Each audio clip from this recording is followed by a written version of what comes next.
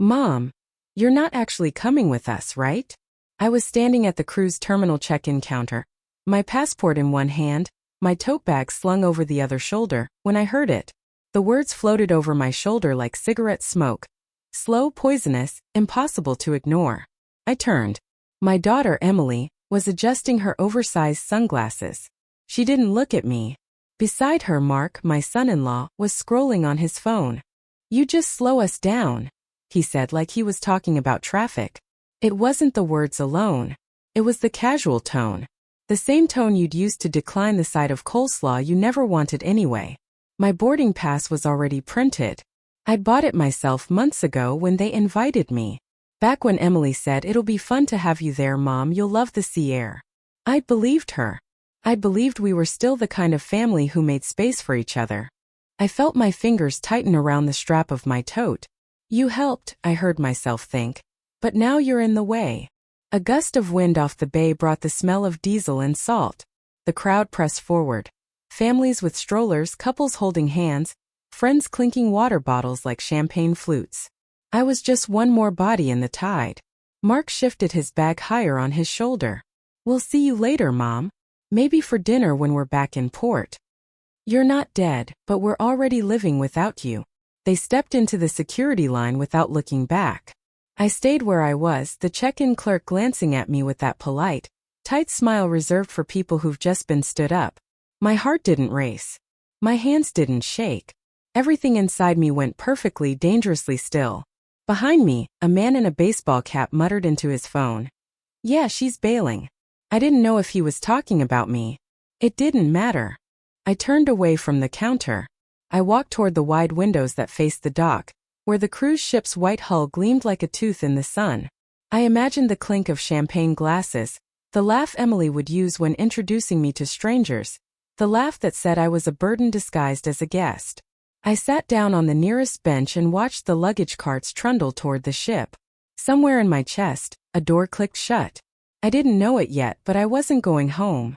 The day before the cruise, my little apartment looked like a staging area for hope. I ironed the navy dress I saved for good news, pressed the collar flat with the heel of my hand, and laid it beside a straw sun hat I hadn't worn in years. I printed my itinerary and tucked the pages into a plastic sleeve like they were fragile. I set out ginger candies for seasickness, sunscreen that smelled like coconut in old summers, and a small photo album with pictures of Emily at 5, front tooth missing, arms thrown around my neck. I wanted to show her I remembered everything we survived to reach here. I wiped the refrigerator, watered the spider plant, left a note for my neighbor Helen to feed the cat. She knocked once, as she always does, and handed back my spare key. The way she tilted her head said she was happy for me. "First big trip in a while?" she asked gently. I said yes, and it felt like telling a secret to someone who would keep it. I walked to the corner cafe with my suitcase rolling behind me. A test run for the port. At the register, the barista, a kid with freckles across his nose, glanced at my boarding pass peeking out of my tote. "First cruise?" he said to no one in particular. He poured my coffee before I answered. I told him I was excited to be with family.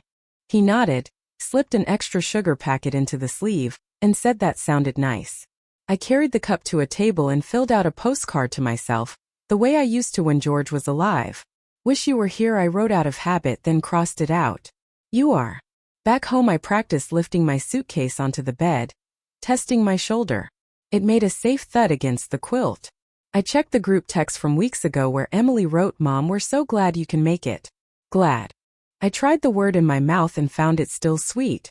I packed a small envelope with my savings for incidentals and, because I am the kind of woman who plans for weather and people, slid in a lawyer's card I hadn't dialed since the funeral.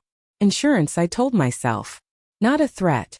I set an alarm for dawn and lined my shoes by the door. The apartment exhaled around me. I stood in the doorway before turning out the light, looking back at the tidy room I had made with my own hands. "I was your background," I whispered to the photographs on the shelf, "but I still know how to step forward." Then I locked the door and slept like a person who believes she's welcome. In the waiting area, the air was thick with salt and overheard goodbyes. I sat 3 rows behind my family, not close enough to hear their voices clearly but near enough to see the curve of Emily's cheek as she leaned toward my granddaughter, Lily. It was Lily's laugh that drew my eyes. She was holding her phone sideways, thumbs tapping quickly. When she tilted the screen toward Emily, I caught the glow of a group chat. I hadn't meant to look. God knows I've spent years training myself not to, but my name wasn't there. The chat was titled Cruise Crew. I saw Mark's message sitting like a shard of glass in the middle of the screen. Good thing she backed out. More space and quieter for all of us. Backed out. My chest tightened, not from the words but from the casual certainty in them. I'd never told them I wasn't coming. They decided it for me. My absence wasn't a question to be answered. It was a fact they'd already folded into their plans. Emily replied with a thumbs up. Lily added a laughing emoji. The phone tipped back toward Lily's knees, and the moment was gone, except it wasn't. I looked at my hands folded neatly in my lap, the way my mother used to tell me to sit in church. I thought of the dress in my suitcase, the album, the postcard I'd written to myself just yesterday. All the things I'd packed as though I were still invited. In front of me, a couple argued softly over a boarding pass. To my left, a man in a Hawaiian shirt was FaceTiming someone, panning the camera over the terminal. I caught my own reflection in the glass wall ahead. Upright, quiet, nearly invisible. They're not erasing you, I told myself. They already did. The thought came without heat, without tremble. It was almost a relief, like the moment you stop pushing on a door that's locked from the other side. Somewhere, luggage was clattering down a metal ramp, swallowed by the belly of the ship. I imagined my own bag joining it, nestled between strangers' belongings, carried toward a cabin where no one was expecting me. I turned my gaze back to the family ahead. They laughed at something on Lily's screen. The kind of easy shared humor that doesn't leave room for an outsider. I wasn't outside looking in. I was already gone, they just didn't know it yet. I didn't go home. Instead, I found a bench near the wide terminal windows, the kind meant for people waiting on someone else's journey. Outside, the ship was a floating hotel in white and chrome, swallowing suitcases like candy. Dockworkers moved with a rhythm I envied. Purpose in every step, no wasted motion. I sat very still, letting the sun through the glass warm the side of my face. Somewhere inside me a tide was changing. A family across the aisle from me passed around sandwiches wrapped in wax paper, speaking in the easy shorthand of people who still wanted each other close. I pretended to read the departures board, but really I was watching the way they laughed without glancing to see who might be listening. My own tote bag sat at my feet, its weight suddenly unfamiliar. I thought about the postcard in the side pocket, the one I'd written to myself yesterday, the one that now felt like it belonged to another woman entirely. I had pictured mornings on the deck with Emily, evenings at the rail with Lily pointing at constellations she didn't know the names of. That version of the trip had been erased without my consent, and I was done pretending I could rewrite it back into place. Through the glass, I saw my daughter hand her boarding pass to the attendant. My granddaughter turned, scanning the crowd for something or someone, but her gaze slid right past me. They stepped onto the gangway without breaking stride. I thought I'd feel the sharp edge of loss. Instead, there was a surprising steadiness in my chest, as if I'd been holding my breath for years and had finally let it out. The clerk from earlier passed by, glancing at me with polite curiosity. I met her eyes and smiled, not the brittle smile I'd been using all morning, but the kind that says I'm not lost. I'm just choosing my direction. The ship's horn sounded long and low. People waved. Cameras flashed. My hand stayed in my lap. When the gangway pulled back and the water turned white against the dock, I realized I wasn't mourning their departure. I was noting my own arrival, into a space that didn't need their permission. I stayed on that bench until the ship was only a shadow on the horizon. Then I picked up my bag, stood and walked toward the exit. Not toward home. Toward whatever came next. I found a cafe across from the terminal, the kind with plastic plants and a humming cooler full of bottled water. I took the table nearest the outlet and plugged in my phone like a traveler stopping a bleed. The screen woke up to a small parade of notifications I hadn't invited. First, you've been removed from family sharing. No exclamation point. Just a tidy administrative shrug. Then a receipt from the cruise line. Internet premium package, $189. The card ending in 0412. My card. I'd given Emily an extra years ago for emergencies. Apparently spotty Wi-Fi qualified. An email from the travel agent followed, time-stamped an hour earlier. We're sorry you were unable to join. As requested, your onboard amenity credit has been applied to cabin 11 to 204. Whitaker/Whitaker. Refund not eligible after embarkation. Requested. I stared at the word until it lost its shape. Someone had called in a request. Not me. I sipped coffee that tasted faintly of burnt almonds and checked my bank app. There it was. 2 pending charges from the ship, a drink package and a shore excursion. For guest 3, which had been me. It was like seeing my name on a place card in a room I wasn't allowed to enter. I waited for the anger. It didn't come. What arrived instead was recognition, old and cool. This wasn't a misunderstanding. It was a system. You're included when you're useful. You disappear when you're not. I remembered the extra card, the automatic transfer I'd set up for Lily's tutoring last summer. The family cloud album where I'd scanned 100 photos so no one else would have to. Somewhere between convenience and love, I had left a door unlocked. I opened the app settings and froze the card. Tap. Quiet as a held breath. I canceled the transfer. Another tap. I removed my name from the cloud folder I had created. I didn't send a message about any of it. No notes, no lectures. I simply turned off what I'd been expected to keep flowing. Then I reached into my tote and slid out the envelope I packed yesterday, for weather and people. The lawyer's card, the list I'd written months ago when I couldn't sleep. Things to change if the day ever came. Bank beneficiaries. Health proxy. Safe deposit box key wrapped in masking tape with my initials. I hadn't known I was preparing for this exact hour, only that a version of it had been edging closer. Across the cafe, a blender roared and then stopped. Outside, the ship was a white comma in the distance. I wrote one line on the back of the lawyer's card so I wouldn't forget the feeling. I'm not locking the door on them. I'm locking mine. Then I put the envelope away and stood up. It was time to move. I didn't tell anyone. I didn't leave a note on a counter or a text set to deliver later. I folded the envelope back into my tote, finished the last inch of lukewarm coffee, and walked into the bus station 2 blocks from the pier like a woman following a line only she could see. At the ticket window, I asked for the next coach north. No return. The clerk slid a timetable under the glass. Harbor Point, he said. Small place, 2 hours. I recognized the name from George's old paper map, the one he kept folded into a fat square and marked with pencil stars. He used to say the air there smelled like laundry on a line. I bought the ticket and a book of stamps. I would need both. On the ride, I took out the list I'd started months ago. Call attorney. Move beneficiaries. P.O. box. Safe deposit. Credit union. I added one more, new number. Then I powered the phone down and held the quiet like water in cupped hands. Harbor Point Station was a low building with a bench out front and a chalkboard for schedules. I walked to a post office that looked unchanged since 1975 and rented a box. The clerk handed me 2 keys on a ring. Anything else? He asked. Yes, I said. Do you sell money orders? He did. I bought 3 and addressed them to myself at the new box. Seed packets for a garden I hadn't planted yet.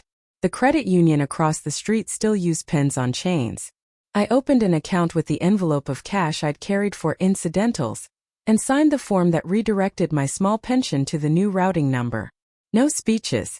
No justifications. I kept my handwriting neat and my voice even. The manager offered a free debit card. I asked for an ATM-only card instead. Less trouble, I said. She nodded like she understood. I called the lawyer from a pay phone by the grocery, reading the number off the card as if it belonged to someone I used to know. Tuesday, 10 a.m. Bring identification, the receptionist said. I've been carrying it for years, I told her and hung up. By dusk I had a room above a bakery, clean sheets, a narrow dresser, a window that opened to gulls and flower. I set the phone on the nightstand and didn't turn it on. Not warning them wasn't cruelty. It was accuracy. For once I moved first. Morning rose like steam from the bakery downstairs, sweet and practical. I went down early, the floor still dusted with flour, the glass case filling with crescents that crackled when the baker set them in rows. She was stout, flour on her forearms up to the elbow, eyes the quick gray of someone who reads people for a living. What'll it be? She asked, then didn't wait. First morning here? You've got a traveler's shoulders. Coffee. Whatever's fresh, I said. She poured and slid a roll onto a plate, still warm enough to make the butter sigh. When I handed over cash, the ring of P.O. box keys chimed against the saucer. New keys, she said, as if discussing the weather. You moving in or moving on? Both, I said, and surprised myself with the accuracy. She studied my face the way a seamstress checks a hem. You look like someone who finally chose herself. It wasn't kindness, not exactly. It was recognition. I carried the cup to a small table near the window. Outside, the street yawned awake. Kids on scooters, a man hosing down the sidewalk, gulls arguing with conviction.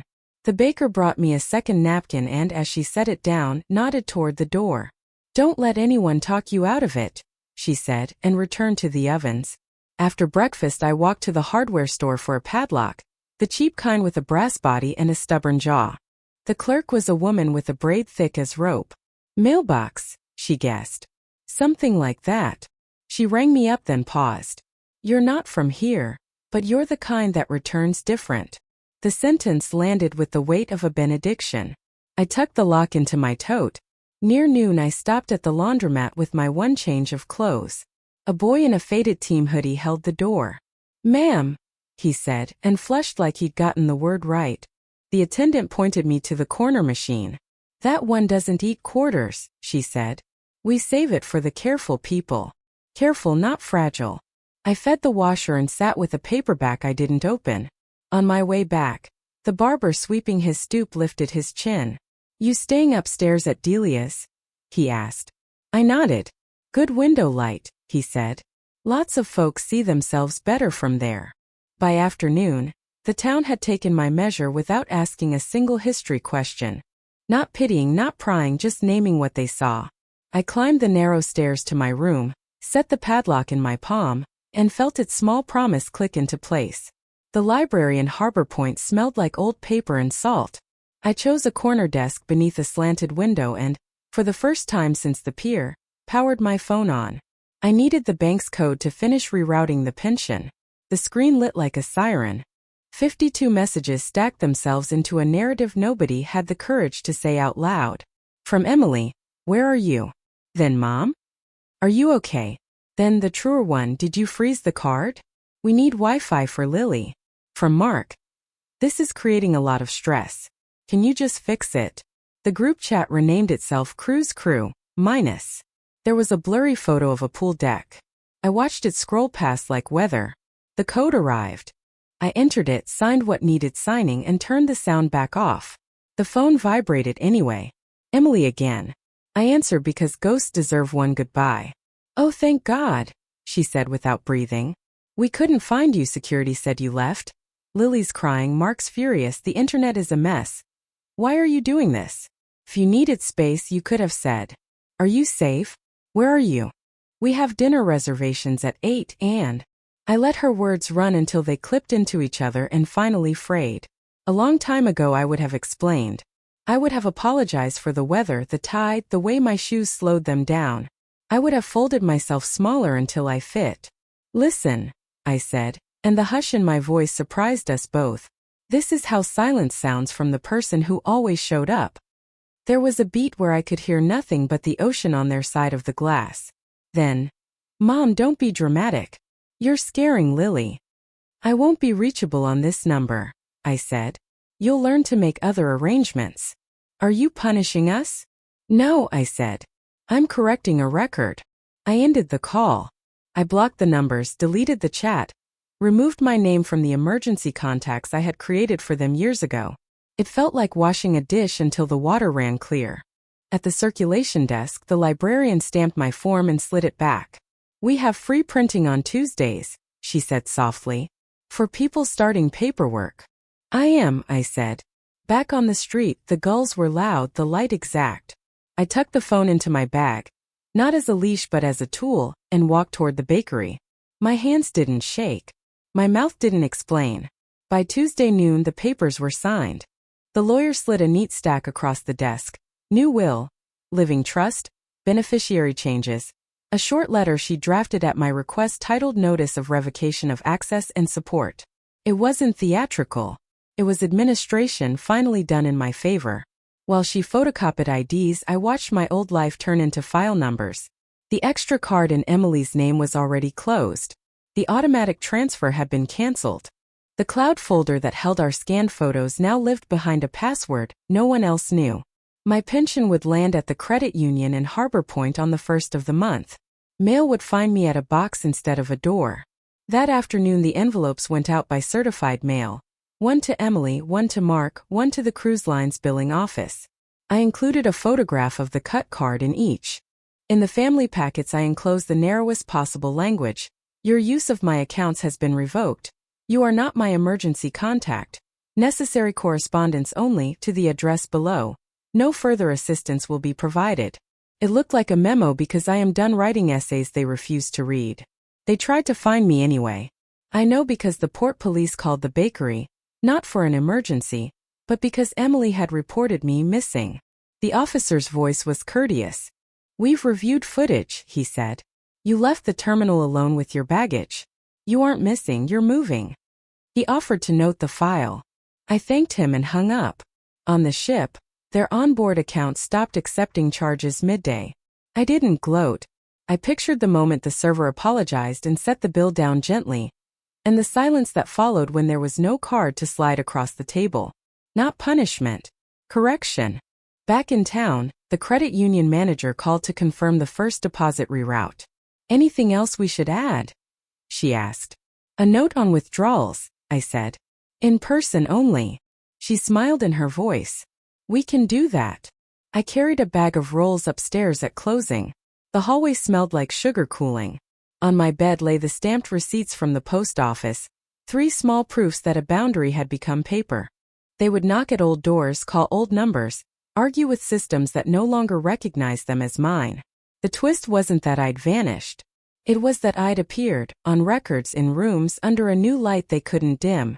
The bakery oven clicked awake before dawn. A steady heartbeat under my floor.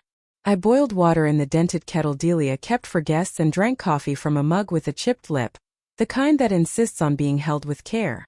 Outside, Harbor Point was still blue. Gulls skimming the line where night finished its sentence. I set 2 apples on the little dresser and rolled out a crust with a wine bottle wrapped in wax paper. My hands remembered without asking. Flour clouding the air, butter cutting into peas, the soft fold that makes a dough behave. I wasn't making anything for a holiday or a table with names scratched onto place cards. This was breakfast and practice and a promise all at once. While the pie baked, I walked to the post office. My box, 463, gave back its first offering. A postcard I'd mailed myself yesterday, a photograph of the harbor in high summer. On the blank side, a single line, "You made it." I slipped it into my pocket, an anchor the size of my palm. The barber was sweeping again. He nodded toward the sky. Good baking weather, he said. I smiled. Back upstairs, I pulled the pie from the oven and listened to the quiet crackle that comes when sugar cools. No one texted to ask if I'd saved them a slice. No one needed to be reminded I existed. The room smelled like cinnamon and browned edges and new wood. I cut a piece while it was still too warm and let it burn my tongue a little. Some lessons are worth heat. At 10, I walked to the credit union and signed the last form the manager had set aside. All set, she said. Everything will land where you are. On my way back I bought a plant from the hardware store. Nothing fussy, a pot hose that forgives. I set it on the windowsill next to the mug and the postcard, leaves already testing the light. By noon Delia tapped on my door and handed me a paper bag. Day olds, she said. For your freezer that isn't yet. We laughed. I gave her a slice of pie and kept another for later. I wasn't saving it for a visit that might never come. I wasn't saving it at all. I sat at the small table, feet bare, window open, the harbor speaking its soft salt language. I didn't know anyone the translation. Sometimes love is just the end of explaining. Drop it in the comments. Hit subscribe. This is where we talk about what doesn't get forgiven.